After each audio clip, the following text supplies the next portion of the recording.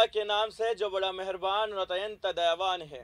آداب ناظرین، میں ہوں آپ کا میزبان عبدالواجد اور آپ دیکھ رہے ہیں تسنیم ٹی وی۔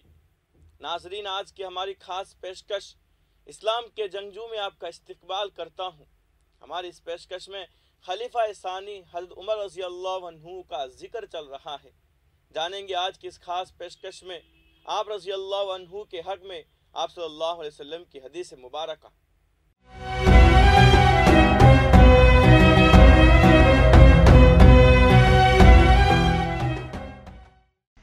حضرت ابو سعید خدری رضی اللہ عنہ سے روایت ہے کہ رسول خدا صلی اللہ علیہ وسلم نے ایک روز فرمایا کہ میں نے خواب میں دیکھا کہ لوگ میرے سامنے پیش کیے جا رہے ہیں اور وہ لوگ قمیص پہنے ہیں، کسی کا قمیص پستان تک ہے اور کسی کا اس سے کچھ نیچا، اور عمر بن خطاب رضی اللہ عنہ جو میرے سامنے لائے گئے تو ان کا قمیص اتنا نیچا تھا کہ چلنے میں زمین پر گھسرتا جاتا تھا۔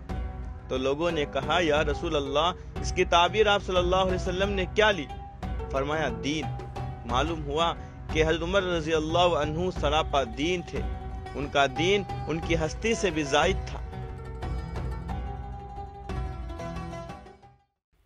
حضرت ابو ہریرہ رضی اللہ عنہ سے روایت ہے کہ رسول خدا صلی اللہ علیہ وسلم نے فرمایا کہ تم سے پہلے کی امتوں میں کچھ لوگ محدث ہوتے تھے، یعنی حق تعالیٰ کی ہم کلامی ان کو حاصل ہوتی تھی۔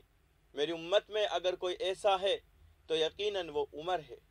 حضرت ابن عمر رضی اللہ عنہما سے روایت ہے، وہ کہتے ہیں کہ میں نے رسول خدا صلی اللہ علیہ وسلم کو فرماتے ہوئے سنا، اس حال میں کہ میں سو رہا تھا، مجھے ایک جام دودھ کا دیا گیا، میں نے پیا، یہاں تک کہ سیرابی کو میں نے دیکھا کہ میرے ناخن سے نکلنے لگی، پھر میں نے اپنا بچا ہوا عمر بن خطاب کو دے دیا۔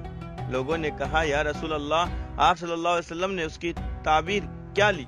تو آپ صلی اللہ علیہ وسلم نے فرمایا کہ علم۔ اس حدیث سے معلوم ہوا کہ حضرت عمر رضی اللہ عنہ علم دین میں بڑی فوقیت رکھتے تھے۔ رسول اللہ صلی اللہ علیہ وسلم کا چھوڑا ہوا سب ان کے پاس تھا۔